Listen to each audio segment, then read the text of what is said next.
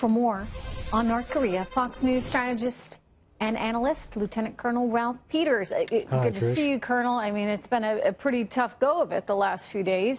And do you think we're at least out of the woods for now? Yeah, I think this is intermission. North Korea is certainly not ready to give up its nuke and missile programs, but they're going to be quiet for a while. And I think there are two factors. The obvious factor is North Korea doesn't know what to make of President Trump. They just don't. He's not acting the way American presidents have in the past with, reserve, et cetera. So that spooks them. But the big event, and really a big event for the administration and our country this week that had an indirect but powerful bearing, was President Trump signing the memorandum authorizing a preliminary investigation of Chinese intellectual property theft, of piracy, both the kind they steal directly through espionage or the kind they extort from U.S. companies trying to do business in China. That scared the Chinese.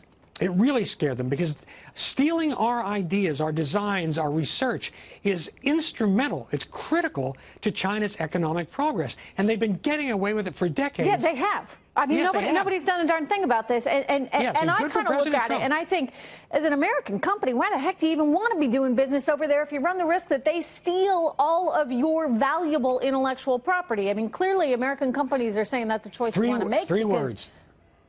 Quarterly earnings reports. Yeah. We're focused on the short term, not the strategic term. The Chinese are focused on the strategic side. But the point is, this really scares the Chinese. They need to keep stealing from us and us turning a blind eye. So they've always played the Korean card. We can help you with North Korea. We always suckered for it. Yeah. Now suddenly they are scared. They did go to North Korea, in my view, and say, hey, look, you need to cool it down, cool the Guam stuff. And by the way, we do have to stop imports of your coal, your iron ore, your pig iron, your seafood, yuck, for a while. Now, the Chinese... Let me ask you this, though. What about the rhetoric? What about everything that President Trump said? What about everything that James Mattis said? And also Tillerson as well. I mean, how much did that contribute, do you think, to things? Or is this, in fact, the threat, the economic threat of us saying to China, we're not going to do business with you guys anymore? I think the economic threat from cracking down on piracy, on intellectual property theft, is a much, much greater part of this. Really? More so than we're going to annihilate you guys and wipe you off the face of the earth if you come after us? Yes, because the North Koreans have always been able to get away with this rhetoric. And China has always abetted them. And what I want to say, at the end of the day, China will honor these UN sanctions for a little while, but they'll ultimately go back. That's why I said we're in an intermission. But for the first time that I can remember, I see the Chinese scared. Not scared of war, they're scared of economic war, of losing that. And so I think the president, with that, signing that deal, which is great for America, great for American business, is also great for our national security. Should we still be worried, though? Oh, yes. I said it's intermission. Wait for the second half of this movie. Wow.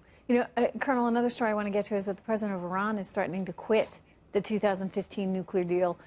They're threatening to quit. Just so we're all clear here, Iran's threatening to quit the deal that President Obama made with him. And they're saying they could do this within hours if the U.S. continues to impose new sanctions on Iran. Shouldn't we welcome them to quit? Absolutely. Yeah, absolutely. We want to tear up that deal. Go for it, guys, right? Yeah, well, the great thing is, if they walk away from the deal, they tear it up, they're the bad guys. If we tear it up, we're the bad guys in the eyes of the world. So that's a sort of the things if you don't be nice to me, I'm going to shoot myself kind of threat from the Iranians. And we've all heard those threats. But seriously, Iran... And that's one of the reasons Jim Mattis is being careful with his rhetoric and everything else about North Korea. We have a lot of crises going on around the world, and Iran keeps harassing us, harassing our ships in the Gulf. They keep committing war crimes in Syria. They keep frustrating us and threatening us in Iraq when we're supposed to be on the same side against ISIS.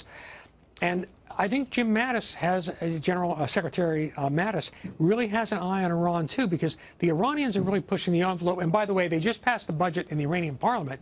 It gives another $800 million to the Quds Force. That's the shock troops, the commandos of the Republican Guards who are active in Iraq, who are active in Syria, and these plus guys more money for missile development. Hey, I mean, you look at North Korea and then you look at Iran, and I'll tell you, it's almost as though you can see the future playing out right in front of you. We should be learning from history instead of making the same mistakes. Colonel And Peters. the Iranian scientists are helping the North Koreans with the missile program.